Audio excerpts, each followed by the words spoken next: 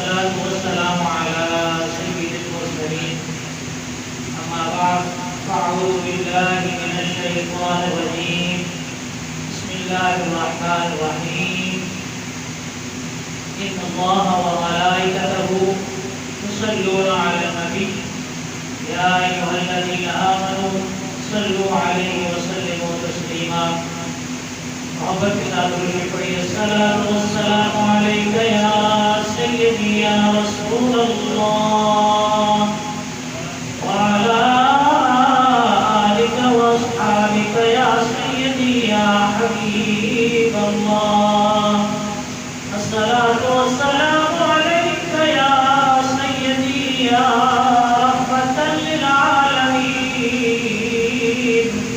وعلی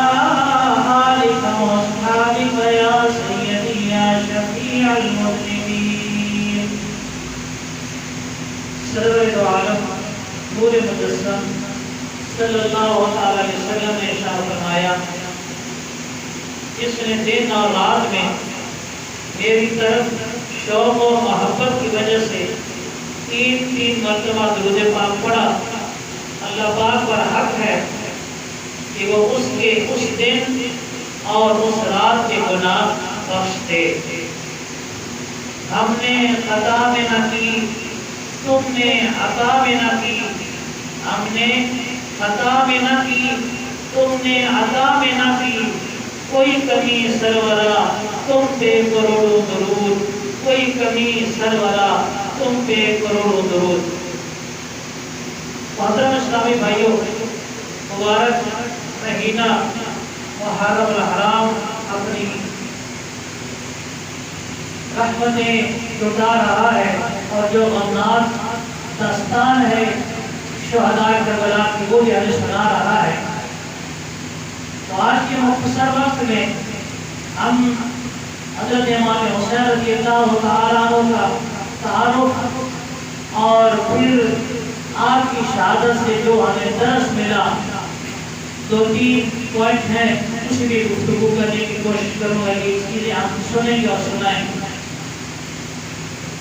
سلطان کربلا سید الشہداء امام عالی مقام امام عرش مقام امام حسین رضی اللہ تعالیٰ عنہ نواسہ رسول مولا کائنات مولا علی اور جگر گوشہ رسول سیدہ فاطمہ بطول رضی اللہ تعالیٰ عنہما کے شہزادے امام حسین رضی اللہ تعالیٰ عنہ 5 شعبان سن 4 ہجری کو مدینہ منورہ میں پیدا ہوئے۔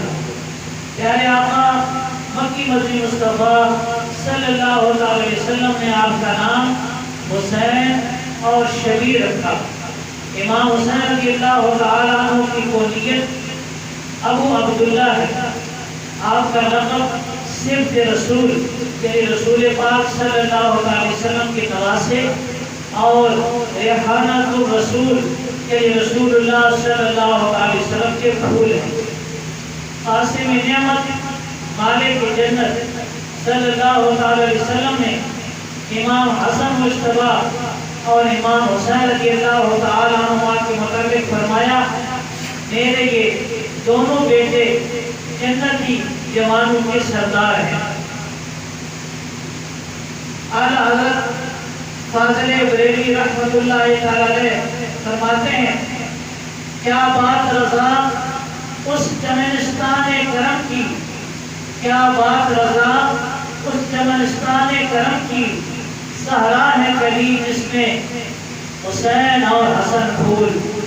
اس کی وضاحت کیا ہے کہ اے رضا اس عزت والے کرم والے باپ یعنی خاندان مصطفیٰ صلی اللہ علیہ وسلم کی کیا بات ہے کہ جس میں حضرت فاطمہ زہرا رضی اللہ تعالیٰ عنہ کلی ہیں اور حسنین کریمین رضی اللہ تعالیٰ عنہ پھول ہیں۔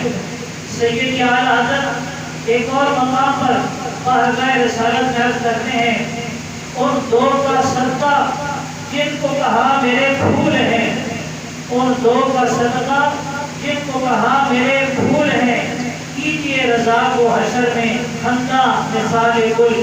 اس کی وضاحت یا رسول اللہ صلی اللہ علیہ وسلم حسنین کریمین جن کو آپ نے اپنا پھول فرمایا ہے ان کا واسطہ حشر میں رضا پر ایسا کرم فرمائیے کہ رضا پھول کی طرح کھیل اٹھے. پیارے اسلامی بھائیوں، امام حسین رضی اللہ تعالیٰ عنہ کی ولادت کے ساتھ ہی آپ کی شہادت کی خبر بھی مشہور ہو گئی تھی. حضرت جبریل امین علیہ السلام نے بارگاہ رسالت میں حاضر ہو کر خبر دی یا رسول اللہ صلی اللہ علیہ وسلم آپ کے نواسے کو آپ کی امت شہید کر دے گی. حضرت جبریل علیہ السلام نے آپ کے مقام شہادت یعنی کربلا کی مٹی بھی بارگاہ رسالت میں پیش کی. پیارے اسلامی بھائیوں، تقدیر کا لکھا پورا ہوا. امام حسین رضی اللہ تعالیٰ عنہ اپنے 72 وفادار رفقا کے ساتھ 10 محرم الحرام سن 61 ہجری کو میدان کربلا میں یزید پلید کے خلاف حق کی آواز بلند کرتے ہوئے، نانا کے دین پر پہرا دیتے ہوئے، ظلم سہتے ہوئے، دکھ اور غم کے پہاڑ کے سامنے ثابت قدم رہ کر انتہائی عزت کے ساتھ، شجاعت کے ساتھ، شان و شوکت کے ساتھ شہید ہوئے. اور رہتی دنیا تک کے لیے قاتل کے خلاف کھڑے ہونے کا، حق پر چلنے کا، دینداری کا، عزت سے جینے، عزت سے مرنے کا، شجاعت کا، بہادری کا، استقامت کا اور صبر و رضا کا سبق دے گئے. شاعر لکھتا ہے حسین ایک علامت ہے زندگی کے لیے، حسین ایک علامت ہے زندگی کے لیے، حسین عزم سفر ہے مسافری کے لیے. ایک اور شاعر نے کہا فطرت کی مصلحت کا اشارہ حسین ہے، فطرت کی مصلحت کا اشارہ حسین ہے، قربانیوں کی آن کا تارا حسین ہے، قربانیوں کی آن کا تارا حسین ہے. وہ اس لیے لڑے کہ ستم کو مٹا سکیں. سنیے شاعر نے کتنا پیارا لکھا. وہ اس لیے لڑے کہ ستم کو مٹا سکیں، پھر کیوں نہ ہم کہیں کہ ہمارا حسین ہے. وہ اس لیے لڑے کہ ستم کو مٹا سکیں، پھر کیوں نہ ہم کہیں کہ ہمارا حسین ہے، ہمارا حسین ہے. پیارے اسلامی بھائیوں، واقعہ کربلا بہت مشہور ہے. ہم الحمدللہ حسینی ہیں، الحمدللہ ہم یزید سے، یزیدیت سے بیزار تھے، بیزار ہیں اور بیزار رہیں گے.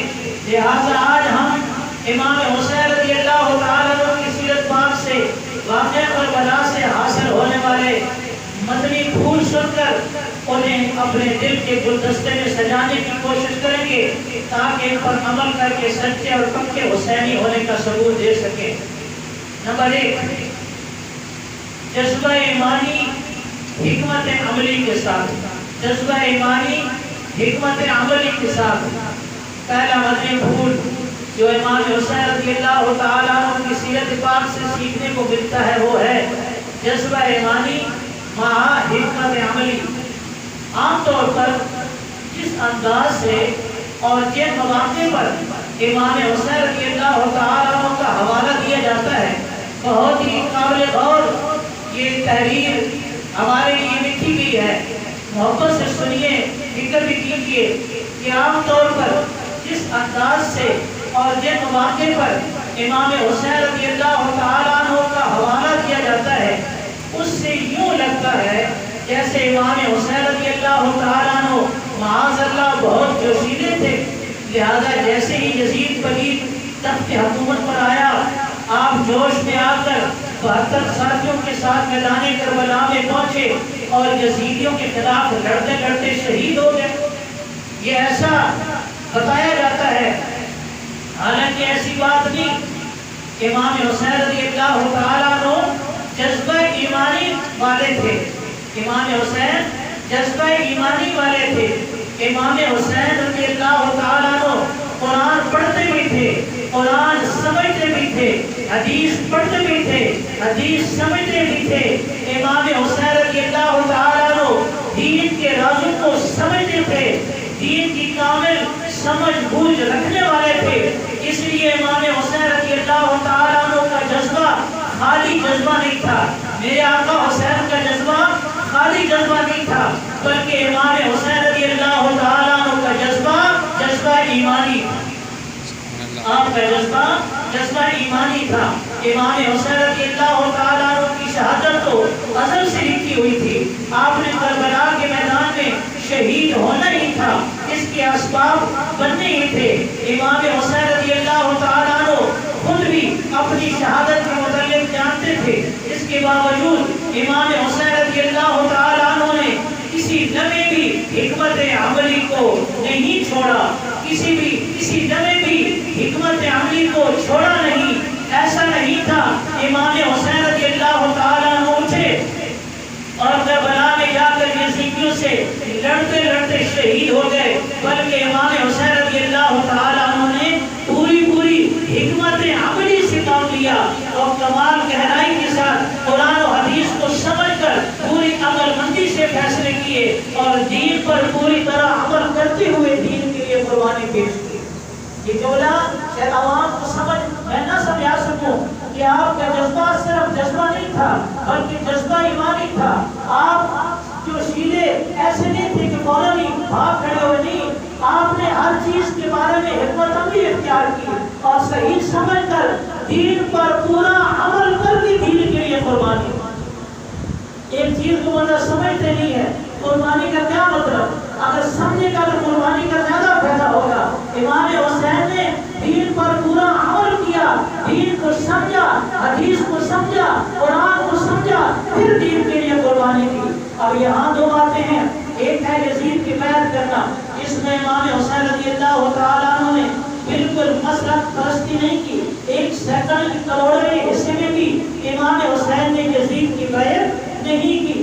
دوسری بات یہ ہے کہ یزید کے خلاف عملی اقدامات کرنا، اس میں امام حسین نے حکمت عملی اختیار فرمائی۔ یزید ولی 60 ہجری میں رجب کے مہینے میں تخت پر بیٹھا، یزید نے مدینہ منورہ کے گورنر ولید کو خط لکھ کر امام حسین رضی اللہ تعالیٰ عنہ سے بیعت لینے کا کہا۔ ولید نے رات ہی کو امام حسین رضی اللہ تعالیٰ عنہ کے پاس پیغام پہنچا دیا۔ امام حسین رضی اللہ تعالیٰ عنہ ولید کے پاس تشریف لائے، ولید نے یزید کی بیعت کا مطالبہ کیا، اس پر امام حسین رضی اللہ تعالیٰ عنہ نے یزید کی بیعت نہ کی بلکہ اپنے گھر والوں کو ساتھ لے کر مکہ مکرمہ تشریف لے گئے۔ رجب المرجب سے لے کر ذوالحجہ تک تقریباً 5 مہینے امام حسین رضی اللہ تعالیٰ عنہ مکہ مکرمہ میں رہے اور اس دوران خاموشی اختیار فرمائی۔ ان 5 مہینوں میں کوفہ والوں کی طرف سے مسلسل خط آئے، کوفہ والے درخواست کرتے تھے، عالیہ یزید سخت فاسق اور ظالم ہے، ہم اس کی بیعت نہیں کرنا چاہتے، اس وقت روئے زمین پر صرف آپ ہی خلافت کے حقدار ہیں، آپ ہی یزید کو ظلم و ستم سے روک سکتے ہیں، آپ تشریف لائیے، ہم آپ کی بیعت کریں گے، آپ کے لیے تن من دھن کی بازی لگا دیں گے۔ اب شرعی مسئلہ یہ ہے کہ ایک طرف نااہل ہو، ذرا دھیان سے سنیے گا، سوچیے گا، ہمارا چوزنگ کا کیا انداز ہوتا ہے؟ ہم جب چوز کرتے ہیں، ہم کسی کی طرف اپنا ووٹ ڈالنا چاہتے ہیں، کسی کی طرف اپنی رائے دینا چاہتے ہیں تو ہم کیا کرتے ہیں؟ شرعی مسئلہ کیا ہے کہ ایک طرف نااہل ہو، دوسری طرف خلافت اور عہد کا عہدے کا اہل ہو، مسلمان اس اہل کو عرض کر کے آپ یہ منصب قبول کیجیے تاکہ امت نااہل کے ظلم و ستم سے بچ جائے۔ اس صورت میں جو خلافت اور منصب کا اہل ہے، اس پر ضروری ہے وہ منصب کو قبول کرے تاکہ مظلوموں کی مدد ہو۔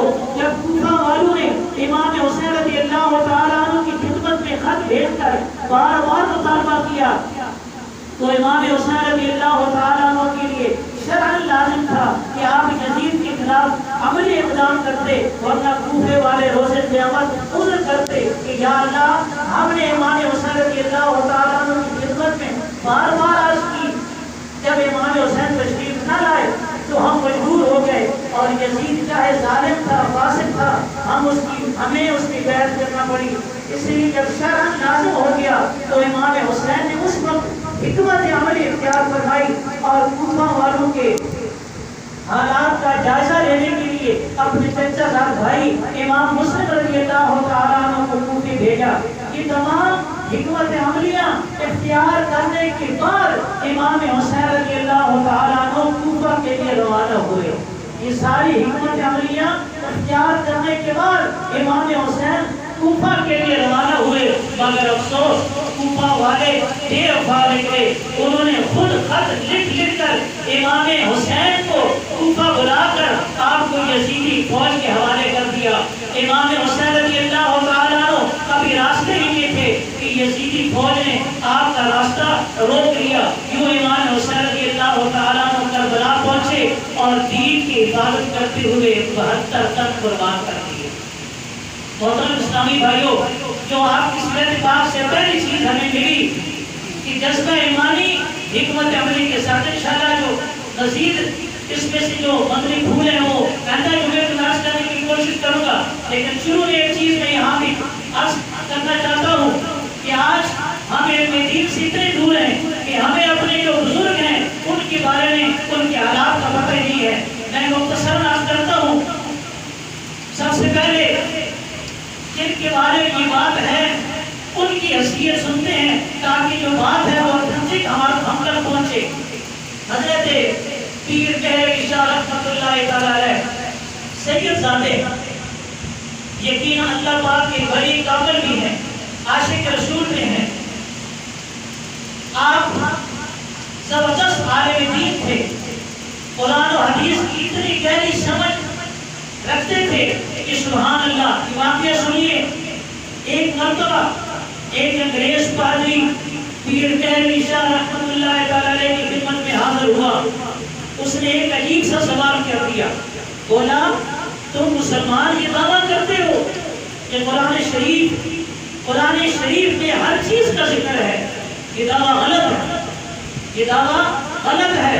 دیکھو امام حسین رضی اللہ تعالیٰ عنہ تمہارے نبی کے نواسے ہیں صلی اللہ علیہ وسلم، انہوں نے کربلا میں اسلام کی خاطر اتنی بڑی قربانی پیش کی۔ وہ قرآن کریم کے تمہارے دین کے اتنے بڑے اور زبردست خادم یعنی میزبان ہیں، اس کے باوجود قرآن کریم میں امام حسین کا ذکر موجود نہیں، آپ کا نام موجود نہیں۔ اس پادری نے کہا لہذا مسلمانوں کا یہ دعویٰ کہ قرآن کریم میں ہر چیز کا ذکر ہے، یہ دعویٰ ہر چیز درست نہیں۔ محترم اسلامی بھائیوں، پیر کہر شاہ رحمۃ اللہ تعالیٰ علیہ نے اطمینان کے ساتھ انگریز کا اعتراض سنا۔ جب اس نے اپنی بات پوری کر لی تو فرمایا کیا تم نے قرآن پڑھا ہے؟ پادری بولا جی ہاں پڑھا ہے، اس وقت قرآن میری جیب میں ہے۔ یہ کہہ کر اس انگریز نے اپنی جیب سے قرآن شریف نکالا اور بولا فرمائیے کہاں سے پڑھو؟ اب ذرا توجہ کے ساتھ سچے عاشق رسول عالم دین حضرت پیر کہر شاہ رحمۃ اللہ تعالیٰ علیہ کی علمی شان و شوکت سنیے۔ سید زادے ہیں، آپ کی کیا شان ہے جو سنیے۔ فرمایا پادری صاحب قرآن پڑھیے، کہیں سے پڑھ دیجیے۔ پادری با ادب ہو کر بیٹھ گیا اور عربی لہجے میں تجوید کے ساتھ قرآن پڑھنا شروع کر دیا۔ ذرا اندازہ کیجیے، ہے کافر مگر قرآن کریم کو اپنے ساتھ رکھتا ہے کافر مگر قرآن کریم کو ادب کے ساتھ پڑھتا ہے، عربی لہجے میں پڑھتا ہے، تجوید کے ساتھ پڑھتا ہے۔ ایسا محسوس ہوتا ہے شاید کسی ادب اور قرآن کریم کے ساتھ کسی لگاؤ کی برکت تھی کہ تقدیر اسے پیر کہر شاہ رحمۃ اللہ تعالیٰ علیہ کی خدمت میں لے آئی۔ یہ قرآن کا ادب تھا کہ تقدیر اسے پیر کہر شاہ رحمۃ اللہ تعالیٰ علیہ کی خدمت میں لے آئی۔ بہرحال پادری صاحب نے پڑھنا شروع کیا، اعوذ باللہ من الشیطان الرجیم بسم اللہ الرحمن الرحیم۔ محترم اسلامی بھائیوں، اتنا ہی پڑھنا تھا، پیر کہر شاہ رحمۃ اللہ تعالیٰ علیہ نے روک دیا اور فرمایا اے پادری صاحب سنیے، علم و آداب کے اعتبار سے بسم اللہ شریف کے 786 عدد ہے.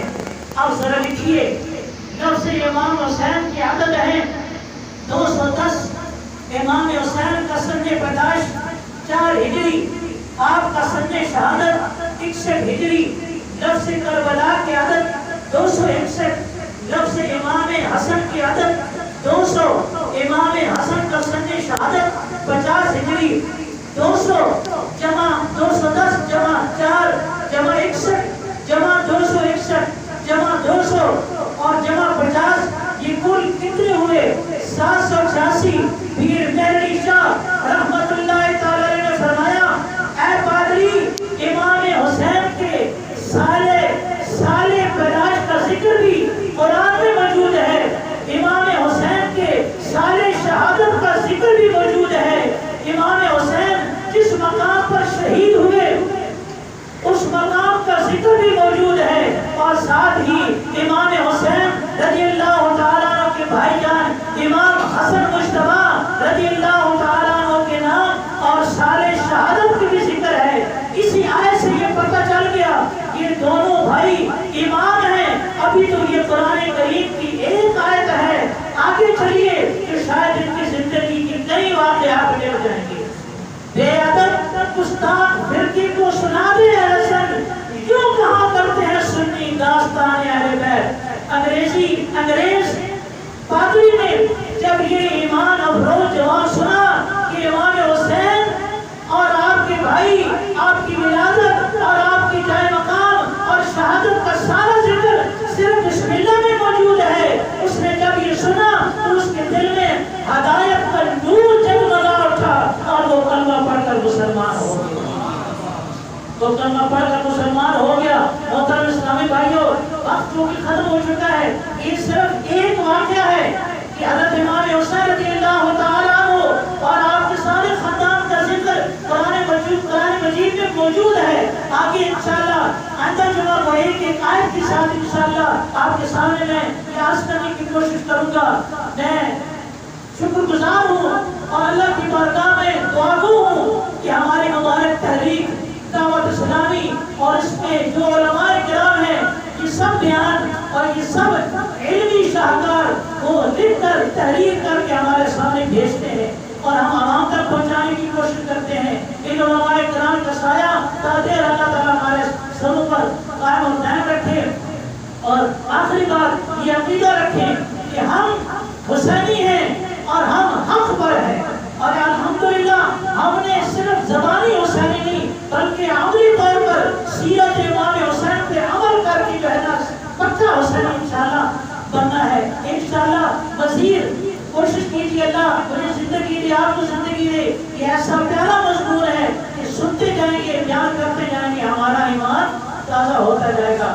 آمین بجاہ نبی سنت ادا کریں.